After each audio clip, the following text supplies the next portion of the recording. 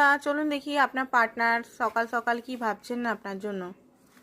তো দেখুন, সকাল সকাল উনি ভাবছেন সম্পর্কটা ওনাকে মেহনত করতে হবে। মেহনত না করলে সম্পর্কটা কোনোভাবেই এগাবে না। তো উনি মেহনত করতে রাজি। উনি শুধু চান আপনিও এই রিলেশনে থাকুন। অ্যান্ড প্যাশনেটভাবে বিগিনিংয়ের কথা উনি ভাবছেন। প্যাশনেটভাবে যদি বিগিনিং হয়ে গেছে তো আপনার সঙ্গে অত রোমান্স করতে চাইছে, দেখা করতে চাইছে। ঠিক আছে, নেক্সট দেখি।